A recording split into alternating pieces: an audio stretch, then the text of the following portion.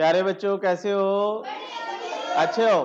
बच्चों, आज की वीडियो में हम करेंगे कक्षा 8 विज्ञान और अध्याय इसमें बच्चों 13 है प्रकाश। इसके हम अभ्यास के प्रश्न उत्तर समझेंगे बच्चों। तो सभी बच्चे वीडियो को ध्यान से समझें, क्योंकि अंत में आपसे प्रश्न पूछे जाएंगे और उनके आंसर आपने कमेंट बॉक्स में डाल के भेजने हैं। ठीक है, तो चलिए शुरू करते हैं। प्रकाश अभ्यास के प्रश्न उत्तर हैं बच्चों। तो इसमें देखिए, सबसे पहले प्रश्न है, मान लीजिए आप अंधेरे कमरे में हैं। मान लीजिए आप अंधेरे कमरे में हैं, तो क्या आप कमरे में वस्तुओं को देख सकते हैं? क्या आप कमरे के बाहर की वस्तुओं को देख सकते हैं? व्याख्या कीजिए।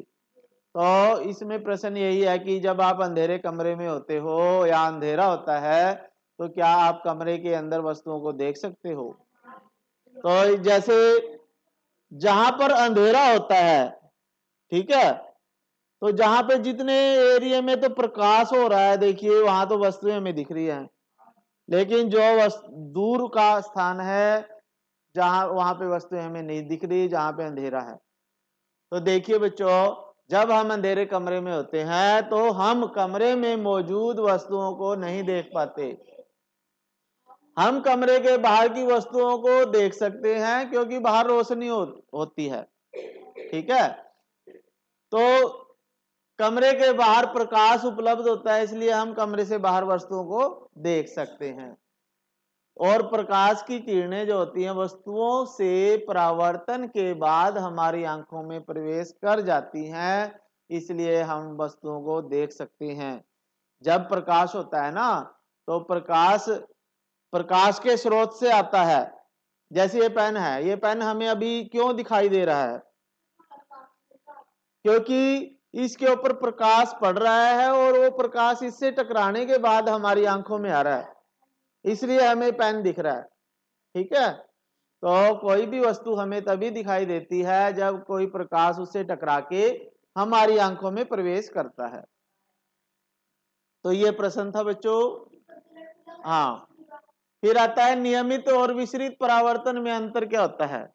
परावर्तन होता है बच्चों, जब प्रकाश किसी वस्तु से टकरा के अपना रास्ता बदल लेता है, उसे परावर्तन कहते हैं। क्या कहते हैं? जैसे अभी ये प्रकाश की किरण आई, इससे टकरा के और इधर चली गई। ये प्रकाश की किरण आई, इससे टकरा के इधर चली गई, तो ये प्रकाश का परावर्तन है। तो आप इसमें देख रहे हो बच्चों, प्रकाश की किरणें समांतर आई और समांतर ही चली गई। समांतर आई, काली जो है वो समांतर आई, और जो नीले रंग की है वो ही समांतर चली गई। तो ये परावर्तन जो होता है बच्चों, नियमित परावर्तन होता है। कैसा परावर्तन? सभी परावर्तित किरणें समांतर आती हैं। यह एक चिकनी और पॉलिश तह से परावर्तित होती है। यानी जब यहाँ पे कोई चिकनी या पॉलिश की हुई सतह होती है, जैसे दर्पण होता है, दर्पण की सतह कैसी होती है? चिकनी होती है, पॉलिश की होती है। या जैसे आपके पास कोई स्टेनलेस स्टील का बर्तन है, बर्तन होते हैं जैसे जो बहुत पॉलिश किए होते हैं, तो जब परावर्तित किरणें एक दिशा में ही परावर्तित होती हैं, ठीक है, जब प्रकाश की किरणें आती हैं, किसी चमकदार तल से टकराने के बाद समांतर चली जाती हैं, तो वो नियमित परावर्तन है। कैसा परावर्तन है? लेकिन विसरित परावर्तन क्या होता है बच्चों? ऐसा परावर्तन जब कोई उबड़ खाबड़ सतह से टकराता है प्रकाश, और वो अलग अलग दिशाओं में जाता है। जैसे ये प्रकाश की किरण आई, टकराने के बाद इधर चली गई, दूसरी प्रकाश की किरण इधर चली गई, तो ये अलग अलग दिशाओं में जा रही हैं, तो इसे विसरित परावर्तन कहते हैं। तो विसरित परावर्तन कब होता है? परावर्तित किरणें समांतर नहीं होती। ठीक है, परावर्तित किरण कौन सी होती है? जो नीले वाली है, और जो काले वाली है जो आ रही है, उसे आपतित किरण बोलते हैं। आपतित, और जो जारी है उसे परावर्तित कहेंगे। तो परावर्तित किरणें समांतर नहीं होती इसमें, यह किसी खुरदरी सतह से परावर्तित होती है। जैसे आप देखो भी कांच टूटा पड़ा है और उसका ढेर लगा हुआ है कांच, टूटे हुए कांच का, तो उसमें देखिए वो टेढ़े मेढ़े पड़े होते हैं चमकदार तल उसके, तो जब उनसे प्रकाश टकराता है तो प्रकाश की किरणें कोई किसी दिशा में जाती है, कोई कहीं जाती है, कोई कहीं, तो वो विसरित परावर्तन होता है। तो परावर्तित किरणें अलग अलग दिशाओं में बिखर जाती हैं। ठीक है, तो नहीं, विसरित परावर्तन का अर्थ परावर्तन के नियमों की विफलता नहीं है। जो इसने पूछा था एक और लाइन बाद में, क्या विसरित परावर्तन का अर्थ परावर्तन के नियमों की विफलता है? नहीं, इसका आंसर क्या होगा? नहीं। ठीक है, तो परावर्तन के नियम है कुछ, तो वो नियमित परावर्तन और विसरित परावर्तन दोनों पे लागू होते हैं, दोनों पे वो नियम चलते हैं बच्चों। फिर उसके बाद है आपके पास प्रश्न 3, निम्नलिखित में से प्रत्येक के सामने उल्लेख कीजिए कि यदि प्रकाश की एक समांतर किरण इनसे टकराएगी तो नियमित परावर्तन होगा या विसरित परावर्तन होगा। यानी जो सतह चिकनी होगी, जो सतह बिल्कुल समतल होगी, वहां पे होगा नियमित परावर्तन, और जो सतह खुरदरी होगी वहां पे विसरित परावर्तन होगा। अच्छा देखिए, पॉलिश युक्त लकड़ी की मेज, तो पॉलिश युक्त लकड़ी की मेज होती है बच्चों, उसमें नियमित परावर्तन होगा क्योंकि सतह समतल होती है और पॉलिश की होती है। ठीक है, फिर उसके बाद है चौक पाउडर। हाँ, चौक पाउडर पड़ा होता है तो उसके कण जो होते हैं वो टेढ़े मेढ़े पड़े होते हैं, खुरदरे होते हैं, तो वो विसरित परावर्तन होगा। गत्ते की सतह भी विसरित होगी क्योंकि गत्ता भी खुरदरा होता है। संगमरमर का फर्श जिसके ऊपर पानी पड़ा है बच्चों, तो ये नियमित परावर्तन होगा क्योंकि सतह चिकनी और समतल है। फिर दर्पण है बच्चों, तो दर्पण भी नियमित परावर्तन होगा क्योंकि सतह समतल होती है, पॉलिश होती है। कागज का टुकड़ा विसरित परावर्तन होगा क्योंकि वो खुरदरी सतह का होता है। ठीक है, तो आपने ये बताना था। फिर उसके बाद चौथा प्रश्न है आपके पास, परावर्तन के नियम। वेरी इंपॉर्टेंट प्रश्न है ये, प्रश्न पेपरों में आता रहता है। नियम परावर्तन के नियम बताएं। परावर्तन का क्या नियम होता है बच्चों? जैसे आपके पास ये दर्पण है, ठीक है, तो दर्पण से एक प्रकाश की किरण जैसे आती है, इसे हम आपतित किरण बोलते हैं बच्चों। क्या वो कौन सी किरण है ये? और ये दर्पण से टकराने के बाद यहां पे चली गई, इसे परावर्तित किरण बोलेंगे। ठीक है, ध्यान से समझे, आपतित किरण और ये परावर्तित किरण। और ये दर्पण के ऊपर एक लाइन होती है, इसे अभिलंब बोलते हैं, जो दर्पण के साथ 90 डिग्री का कोण बनाती है। ठीक है, आपतित किरण और ये परावर्तित किरण और ये अभिलंब। ठीक है, ये और ये जो कोण बनाता है ना अभिलंब के और आपतित किरण के बीच में, आई कोण बनता है ये, इसे आपतन कोण बोलते हैं बच्चों। और ये जो आर कोण है इसे परावर्तन कोण बोलते हैं। ठीक है, तो पहले तो आपने चित्र देख लिया, ये दर्पण है, आपतित किरण आई, दर्पण से टकराने के बाद परावर्तित होगी, परावर्तित किरण, और ये अभिलंब के साथ जो आपतित किरण कोण बनाती है उसे आपतन कोण, और अभिलंब के साथ और परावर्तन के बीच में जो कोण बनेगा उसे परावर्तन कोण। ठीक, तो अब इसके नियम क्या हैं? परावर्तन के नियम दिए हैं वैज्ञानिकों ने, तो वो नियम क्या है? वो दो नियम है बच्चों परावर्तन के नियम। देखो, आपतित किरण, अभिलंब और परावर्तित किरण सभी एक ही तल में होते हैं। ठीक है, तो आपने बोलना है आपतित किरण, अभिलंब और ये परावर्तित किरण, तीनों एक ही तल में होते हैं बच्चों, तीनों एक ही। ठीक है, और फिर आपतन कोण और परावर्तन कोण के बराबर होता है हमेशा। हमेशा आपतन कोण आई परावर्तन कोण आर के बराबर होता है। अगर ये 30 डिग्री का है तो ये भी 30 का होगा, अगर ये 50 का है तो ये भी 50 का होगा। ठीक है, तो जितने डिग्री का कोण आई होगा उतना ही आर, यानी आई बराबर कोण आर। तो ये दो नियम हैं, याद हो गए? ठीक है, आपतित किरण, अभिलंब, परावर्तित किरण तीनों एक ही तल में होते हैं और आपतन कोण और परावर्तन कोण हमेशा बराबर होते हैं। तो ये दो नियम हैं, ये आपके याद हो चुके हैं। ये चित्र भी आपके याद होना चाहिए, बनाना आना चाहिए आपको। ठीक है, आगे चलते हैं। अब प्रकाश का परावर्तन का नियम समझने के लिए हम, ये वीडियो है, ये भी आप देख सकते हो। दिखाएं आपको?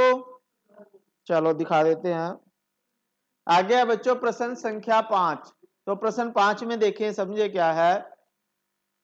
यह दर्शाने के लिए कि आपतित किरण परावर्तित किरण आपतन बिंदु पर अविलंब एक ही तल में होते हैं, एक क्रियाकलाप का वर्णन करें। ठीक है, तो हमने एक क्रियाकलाप दिखाना है ये कि आपतित किरण, परावर्तित किरण और अभिलंब तीनों एक ही तल में होते हैं। तो इसके लिए क्या है, तो इस गतिविधि दर्शाने के लिए हमें क्या करना पड़ेगा बच्चों। हमारे पास एक आपतित किरण होना चाहिए, ये समतल दर्पण होल्डर होना चाहिए, रे बॉक्स होना चाहिए। तो सबसे पहले क्या करेंगे बच्चों, जैसे आपके पास ये चित्र दिखाए गए हैं, ध्यान से समझें।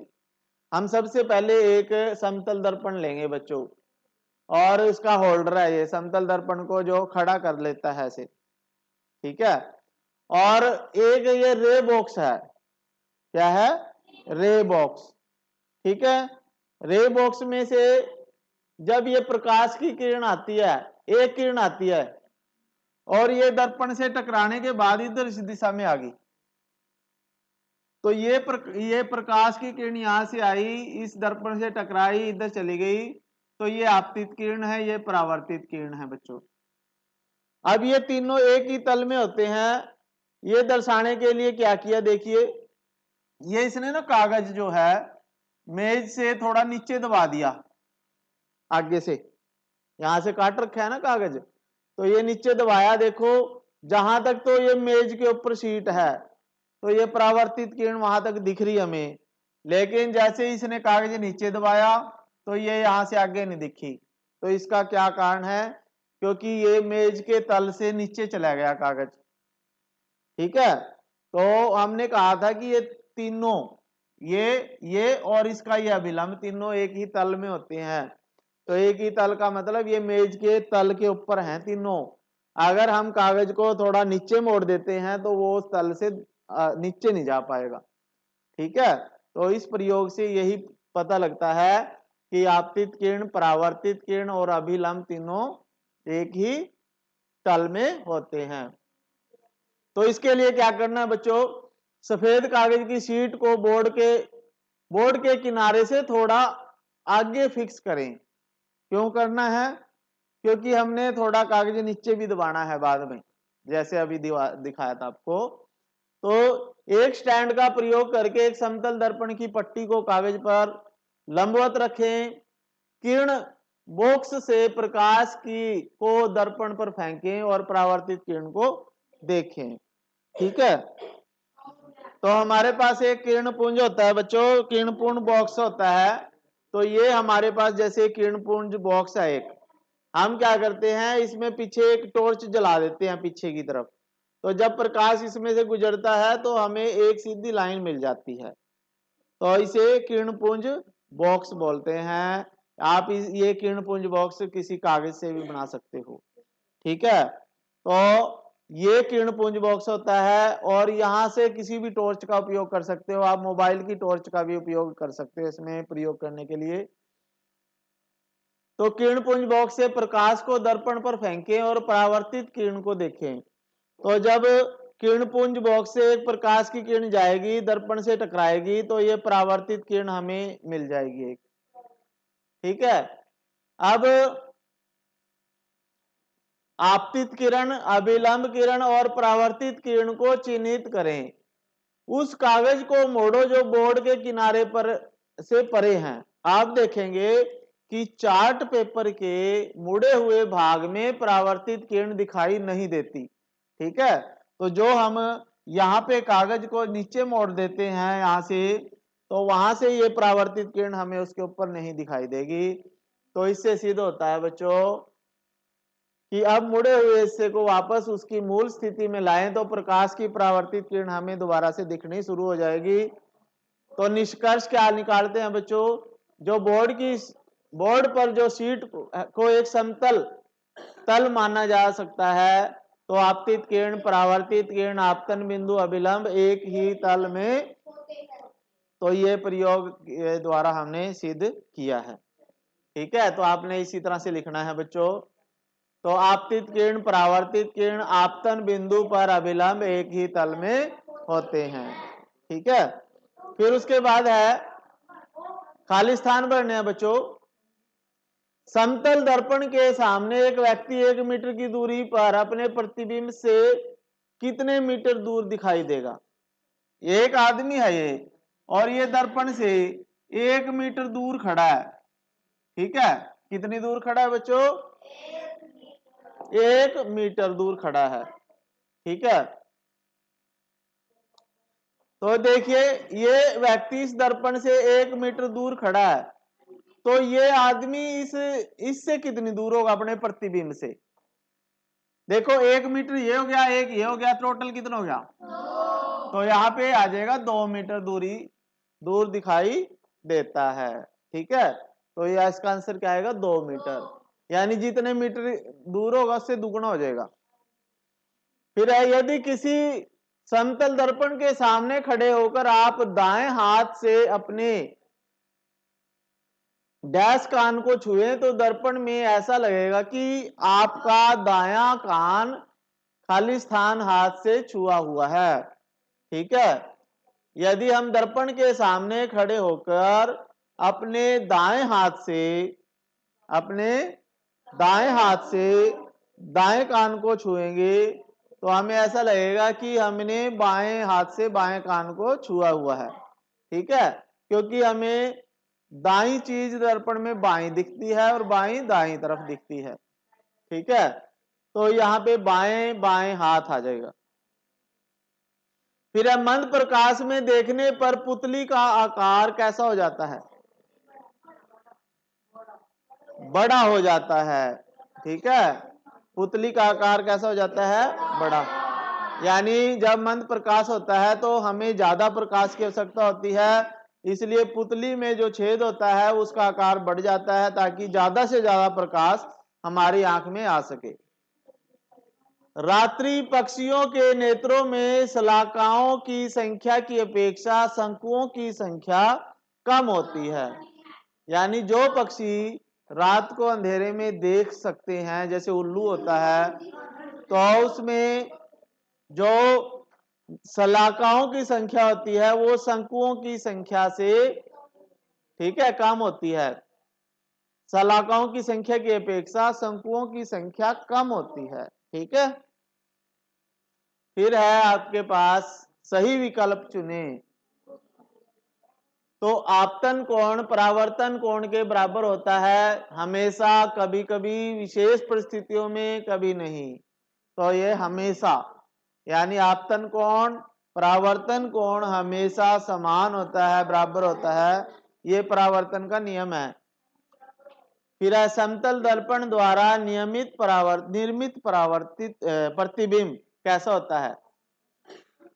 आभासी होता है, दर्पण के पीछे होता है, वस्तु के समान आकार का होता है। ठीक है, आभासी, वस्तु के समान और दर्पण के पीछे। फिर है बच्चों कैलाइडोस्कोप की रचना का वर्णन करें। कैलाइडोस्कोप होती है कि बच्चों ये आप बना सकते हो, अपने घर पे बना के देखना है, आपने कोशिश करनी है इसको बनाने की। तो आप इससे ना रंग बिरंगे डिजाइन दिखते हैं हमें। तो ये कैसे देखोगे?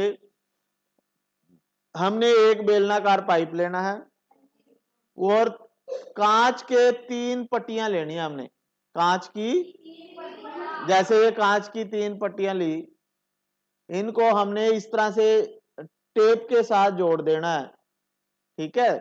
और अंदर की तरफ जो है कांच का जो चमकीला भाग है वो अंदर की तरफ होगा और बाहर पेंट किया हुआ होगा, ठीक है। तो कोलाइडोस्कोप एक ऐसा उपकरण है जो कई प्रतिबिंबों के सिद्धांत पर आधारित है। इसमें प्रिज्म बनाने वाले एक दूसरे से 60 डिग्री के कोण पर झुके हुए समतल दर्पण होते हैं और संकरी पट्टियां होती हैं। इसे एक ट्यूब में लगाया जाता है। इस ट्यूब पर गिरा एक सिरा एक कार्डबोर्ड डिस्क से बंद होता है और इसके केंद्र में एक छेद होता है और दर्पणों को छूते हुए दूसरे सिरे पर समतल कांच की प्लेट लगाई जाती है जिस पर रंगीन चूड़ियों के टूटे टुकड़े रखे जाते हैं और ट्यूब का यह सिरा ग्राउंड ग्लास प्लेट से बंद हो जाता है, ठीक है। तो इसमें बीच में कांच के गिलास होते हैं और इसके ना नीचे, यानी इसमें क्या करते हैं, एक छेद होता है, क्या होता है, और इसके एक सिरे को दर्पण से ढक देते हैं और उसके ऊपर टूटी चूड़ियों के टुकड़े, टूटे फूटे रंग बिरंगी चूड़ियों के टुकड़े उसमें डाल देते हैं। तो जब हम इसको इसमें से देखते हैं बच्चों, तो हमें इस तरह से अलग अलग पैटर्न, कलर्स के अलग अलग पैटर्न हमें नजर आते हैं। तो इसको घुमाएंगे, ठीक है, और अलग अलग डिजाइन हमें दिखेंगे।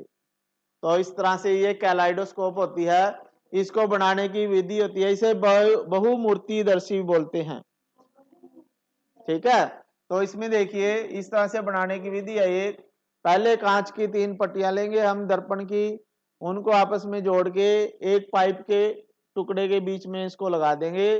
ऊपर से एक दर्पण है, ठीक है, यानी उसके बीच में एक छेद करके इसको ढक देंगे और नीचे जहां पे हमने टूटी फूटी चूड़ियां रखनी ना, वहां भी दर्पण लगाएंगे हम एक। और जब इस छेद से हम देखते हैं तो हमें अलग अलग डिजाइन मिलते हैं, पैटर्न मिलते हैं। तो इसे हम कैलाइडोस्कोप या बहुमूर्तिदर्शी कहते हैं। फिर है मानव नेत्र का नामांकित चित्र बनाइए। ये वेरी इंपॉर्टेंट प्रश्न है बच्चों, ये पेपर में आता रहता है। चित्र बनाना आना चाहिए आपको, इसके विभिन्न भागों के नाम आपको पता होने चाहिए बच्चों। तो इसमें देखिए मानव नेत्र होता है, मानव आंख है। तो मानव आंख में सबसे पहले तो 3 परतें होती हैं बच्चों। जो मानव आंख में ये नेत्र गोलक होता है, इसे नेत्र गोलक बोलते हैं, और ये पलकें होती हैं ऊपर, ठीक है। और इस नेत्र गोलक को अगर हम काट के देखें, ठीक है, तो हमें 3 परतें अलग अलग दिखाई देती हैं उसमें। सबसे बाहरी परत होती है बच्चों, सबसे बाहरी एक परत होती है ये, ठीक है, इसे दृढ़ पटल बोलते हैं। दृढ़ पटल, दृढ़ पटल जो है सबसे बाहरी परत है। जो सफेद भाग दिखता है ना हमारी आंख का, वो दृढ़ पटल है बच्चों। क्या है? दृढ़ पटल। फिर उससे दूसरी परत, अंदर वाली परत होती है, रक्त पटल बोलते हैं इसे। क्या बोलते हैं? रक्त पटल। ये भूरे रंग की होती है, रक्त पटल। और जो सबसे अंदर की परत होती है तीसरी, उसे दृष्टि पटल बोलते हैं या रेटिना बोलते हैं। दृष्टि पटल या रेटिना। तो जब भी कोई वस्तु, ये लेंस है हमारी आंख का लेंस, और ये है वही नीले रंग की जो दिख रही है आपको, परितारिका है। परितारिका या इसे आइरिस भी बोलते हैं, इसे पुतली भी बोलते हैं। और यही जो है प्रकाश के ऊपर नियंत्रण रखती है भी आंख के अंदर कितना प्रकाश अंदर जाएगा, कितना नहीं जाएगा, ठीक है। और ये लेंस है और ये कॉर्निया होता है। ये क्या है? कॉर्निया क्या होता है? जब हम आंख को अगर साइड से देखें, तो आपको एक पानी से का बुलबुला सा बाहर नजर आएगा, तो वो कॉर्निया होता है बच्चों, उसी के द्वारा अंदर प्रकाश जाता है आंख में। ठीक है, और ये नसें होती हैं जो आंख की बाद पीछे नसें होती हैं जो आंख के लिए पोषक तत्व लेके आती हैं, जो आंख द्वारा संदेश जो प्राप्त होते हैं वो मस्तिष्क तक जाते हैं। ठीक है, वो दृष्टि तंत्रिकाएं होती हैं, दृष्टि तंत्रिकाएं। रेटिना है, रेटिना के ऊपर ही वस्तु का प्रतिबिंब बनता है बच्चों। जब कोई वस्तु आंख के नेत्र लेंस के सामने आएगी तो उसका प्रतिबिंब इस रेटिना पे बनता है, तो वस्तु हमें दिखाई देती है। कई बार प्रश्न आता है ये कि वस्तु का प्रतिबिंब आंख में कहां बनता है, रेटिना में या दृष्टि पटल पे। ठीक है, तो ये आपको चित्र आना चाहिए बच्चों बनाना। फिर उसके बाद है गुरमीत लेजर टॉर्च का उपयोग करके, तो गुरमीत है ये लेजर टॉर्च लाइट का उपयोग करके क्रियाकलाप करना चाहता है, तो उसके शिक्षक ने उसे ऐसा न करने की सलाह दी। क्या आप शिक्षक की सलाह से सहमत हैं या नहीं? ठीक है, क्योंकि लेजर लाइट से एक्सपेरिमेंट करना है, लेजर लाइट होती है वो बहुत खतरनाक होती है बच्चों। कई बार वो अगर आंख में सीधी चली जाए ना तो आपकी आंखें खराब भी कर सकती है। तो टीचर ने गुरमीत को ऐसा न करने की सलाह दी क्योंकि लेजर लाइट उसकी आंखों के लिए बहुत हानिकारक है और इससे आंख में स्थायी दोष आ सकता है। अगर लेजर टॉर्च को आंखों पर निर्देशित किया जाता है तो व्यक्ति अपनी आंखों की रोशनी भी खो सकता है। ठीक है, तो लेजर लाइट से जब भी कोई प्रयोग करते हैं, कुछ भी कार्य करते हैं, तो आप उस लेजर लाइट की रोशनी को सीधा डायरेक्ट आंख में ना डालें या उसको आप ना देखें। ठीक है, बच्चों की आती हैं कई लेजर लाइटें, वो थोड़ी इतनी ज्यादा स्ट्रांग नहीं होती, लेकिन जो जिनसे एक्सपेरिमेंट करते हैं तो उनकी लाइट बड़ी तेज होती है, उससे आंखों की रोशनी भी जा सकती है। फिर है आंखों की देखभाल करनी है तो आप क्या क्या कर सकते हो बच्चों। आंखों की कीमती होती हैं, उसकी उचित देखभाल हमें करनी चाहिए। सबसे पहले हमें पढ़ते या लिखते समय हमेशा सीधे बैठना चाहिए। ठीक है, जब भी आप पढ़ाई करोगे तो हमेशा सीधे बैठ के ही पढ़ाई करें। कई बच्चे क्या होते हैं लेट के, ठीक है, बेड पे लेट जाते हैं और पुस्तक को ऐसे लेके पढ़ते रहते हैं, तो उससे आपकी आंखों पे बहुत जोर पड़ता है। अगर सलाह दी जाए तो उपयुक्त चश्मे का उपयोग करें। कई बच्चों को क्या करते हैं डॉक्टर चश्मा बता देते हैं, भाई बच्चे आपकी नजर कमजोर है आप चश्मा लगाएं, लेकिन वो क्या करते हैं शर्म महसूस करते हैं। तो ऐसा ना करें, क्योंकि अगर आपका नंबर का कोई चश्मे का नंबर है और आप चश्मा नहीं लगाते तो आपके चश्मे का नंबर बढ़ता रहेगा, आपकी नजर और कमजोर होती जाएगी। लेकिन अगर आप चश्मा लगा लेते हो तो आपकी नजर वहीं पे रुकी रहेगी। ठीक है, अपनी आंखों को बार बार साफ पानी से धोएं। यानी जब भी आप सुबह उठते हो तो आप अपनी आंख में साफ पानी के छबके जरूर मारें और उनको साफ पानी से समय समय पे जरूर धोते रहें। सीधे सूर्य को न देखें।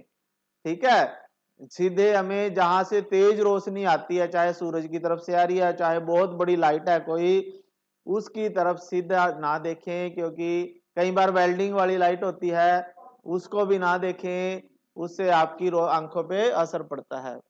हमेशा उचित रोशनी में पढ़ें लिखें। जब भी आप पढ़ाई करते हो तो आप अंधेरे में ना पढ़ें, लाइट आपके कमरे में अच्छे होनी चाहिए। ठीक है, तो ये बातें हैं। आप और भी आप अपनी तरफ से कुछ लिख सकते हो जो आपको अच्छी लगती हैं, जिससे आपकी आंखें सुरक्षित रहें। फिर है बच्चों यदि परावर्तित किरण आपतित किरण से 90 डिग्री के कोण पर हो तो आपतन कोण का मान कितना होगा। देखो, ये आपतित किरण है और ये परावर्तित किरण है, और ये आपस में दोनों 90 डिग्री का कोण बना रहे हैं बच्चों। ठीक है, और दोनों 90 डिग्री का, और हमें यह भी पता है कि ये दोनों कोण बराबर भी होते हैं। तो आपतित किरण यानी आपतन कोण और परावर्तन कोण कितने कितने को होगा? देखो यहां परावर्तन कोण 90 डिग्री है, जैसा कि हम जानते हैं परावर्तन के नियम के अनुसार आपतन कोण और परावर्तन कोण बराबर होते हैं। ठीक है तो यहां से आप समझ सकते हैं, दो बच्चे हैं, ये दोनों के पास टोटल 90 रुपए हैं और दोनों पे बराबर बराबर भी हैं, तो फिर कितने रुपए होंगे दोनों पे? यानी 45 45 हो जाएंगे। तो ये भी 45 डिग्री का कोण है, ये भी। तो यहाँ पे देखो कोण आई जमा कोण आर 90 डिग्री है, आई जमा आर 90 है, यानी टोटल 90 है और दोनों बराबर भी हैं, तो इसलिए कोण आई जमा कोण आई 90 हो जाएगा और आई कोण 45 डिग्री का आ जाएगा। ठीक है, तो टोटल कोण 90 का है, तो एक कोण 45 का आ जाएगा। तो इस तरह से आपने निकालना था बच्चों। फिर है, यदि दो समांतर समतल दर्पण एक दूसरे से 40 सेंटीमीटर के अंतराल पर रखे हों तो उनके बीच रखी एक मोमबत्ती के कितने प्रतिबिंब बनेंगे? तो यहां दर्पण को एक दूसरे के समांतर 40 सेंटीमीटर की दूरी पर रखा जाता है, इसलिए अनंत चित्र बनेंगे। यानी ये कह रहा है कि एक दर्पण ऐसे रखा यहाँ पे, दूसरा दर्पण यहाँ पे रखा और उनके बीच में मोमबत्ती रख दिए, तो उस मोमबत्ती के कितने चित्र बनेंगे इन दर्पणों में? असंख्य, असंख्य बनेंगे। आप भी करके देख सकते हो। जैसे अगर आप कहीं गए हो, पनोरमा में गए थे, जैसे वहां इधर भी दर्पण लगा हुआ था, इधर भी, जब हम दोनों दर्पणों के बीच में खड़े होते हैं तो हमारी असंख्य चित्र उसमें दिखते हैं, हमारे प्रतिबिंब अनगिनत आ जाते हैं। ठीक है, फिर उसके बाद है, दो दर्पण एक दूसरे के लंबवत समकोण पर मिलते हैं। ठीक है, तो प्रकाश की एक किरण एक दर्पण पर 30 डिग्री के कोण पर आपतित होती है। एक किरण आती है ये और 30 डिग्री के कोण पे आती है बच्चों। तो दूसरे दर्पण से परावर्तित होने वाली परावर्तित किरण खींचिए। यानी ये प्रकाश की किरण यहां आई, टकराने के बाद 30 डिग्री पे ऐसे जाएगी और इससे टकरा के ऐसे हो जाएगी। तो इसका चित्र बनाना है तो आपके पास ये चित्र बन जाएगा। ठीक है, ये प्रकाश की किरण आई, 30 का ये होएगा और फिर इससे टकराई और ये इससे जाएगी। तो ये चित्र आपने बनाना है बच्चों। ठीक है, फिर उसके बाद है आपके पास, उसके बाद है, तो आगे जैसे, तो आगे बच्चों प्रश्न नंबर 16। इस प्रश्न 16 को देखिए क्या कहता है ये इसमें, बुझो चित्र में दर्शाया अनुसार एक समतल दर्पण के ठीक पार्श्व में ए पर खड़ा है। ये दर्पण है और इसके यहाँ पे ए पे खड़ा है बुझो। ठीक है, ये दर्पण है और ए के ऊपर बुझो खड़ा है। तो इसमें क्या वह खुद को दर्पण में देख सकता है? जैसे यहां दर्पण हो और यहाँ पे हम खड़े हो, क्या हम इसको दर्पण में अपनी परछाई देख सकते हैं? नहीं। साथ ही क्या वह पी क्यू और आर स्थित वस्तुओं के प्रतिबिंब देख सकता है? क्या ए पर कोई वस्तु आदमी खड़ा है, वो पी क्यू और आर को देख सकता है दर्पण में से? तो इसमें देखिए बच्चों, नहीं। यानी वो अपना प्रतिबिंब, स्वयं का प्रतिबिंब दर्पण में नहीं देख सकता इस स्थिति में खड़ा होके। ठीक है, क्योंकि ये इससे दूर है और बुझो स्वयं को आईने में नहीं देख सकता, वह वस्तु का प्रतिबिंब पी और क्यू पर देख सकता है।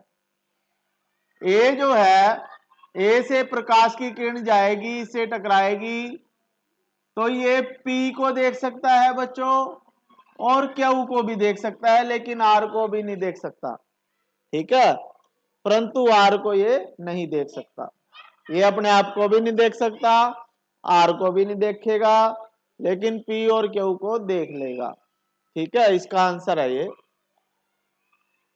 फिर है 17वां प्रश्न है बच्चों, समतल दर्पण ए पर, समतल दर्पण है, ए बिंदु है, बी बिंदु है, सी बिंदु है, ए पर स्थित किसी वस्तु के प्रतिबिंब की स्थिति ज्ञात कीजिए, क्या बी में पहली इस छवि को देख सकती है, क्या बी पहली ए को देख सकती है दर्पण में से।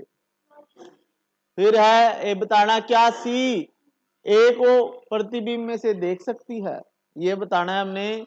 जब पहली बी से सी तक जाती है, जब बी से सी तक जाती है तो ए का प्रतिबिंब किस ओर खिसक जाता है, ठीक है, तो ये भी बताना है। तो इसका आंसर देखो बच्चों,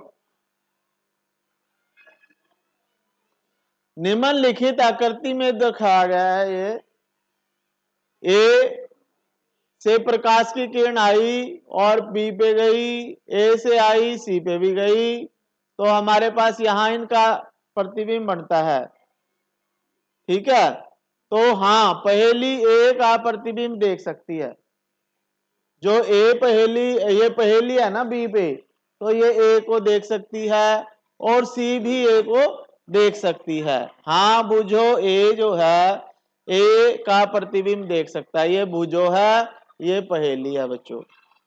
ए पर वस्तु का प्रतिबिंब गति नहीं करेगा क्योंकि वस्तु गतिमान नहीं है, ठीक है,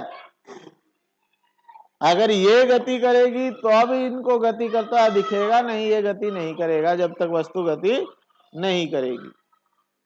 तो बच्चों आपका ये अध्याय पूरा हो चुका है, इसके अभ्यास के प्रश्न उत्तर हमने पूरे कर लिए हैं। तो अब आपसे एक प्रश्न पूछ लेते हैं, आपको बोला था हमने कि आपसे बाद में प्रश्न पूछा जाएगा, ठीक है, तो बच्चों आप आए। हाँ तो बच्चे आपने अध्याय समझा, क्या आपको समझ में आया, आ गया सब कुछ? हाँ जी। तो आपसे एक प्रश्न पूछें, तो बच्चों अगर आप दर्पण से 5 मीटर दूर खड़े हो तो आपके और दर्पण के, आपके और आपके प्रतिबिंब के बीच में कितनी दूरी होगी? 10 होगी, यानी 5 से दुगनी हो जाएगी 10। शाबाश, क्लैपिंग करो बच्चे के लिए। चलो अब एक बच्चा और आएगा, उससे भी क्वेश्चन पूछा जाएगा। हाँ बच्चे आपके भी समझ में आ गया सभी? Yes sir. तो बच्चे आप बताएं, किसी भी वस्तु का प्रतिबिंब आंख में किस स्थान पर बनता है? रेटिना। रेटिना में बनता है, जैसे आपको चित्र में दिखाया गया है। रेटिना कहाँ पे है बच्चों? यहाँ। हाँ रेटिना पे बनता है, शाबाश, क्लैपिंग करो इसके लिए भी। चलिए ठीक है बच्चों, आपको ये लेसन समझ में आया? हम फिर मिलेंगे आपको नए अध्याय के साथ, तब तक के लिए थैंक यू बच्चों, जय हिंद।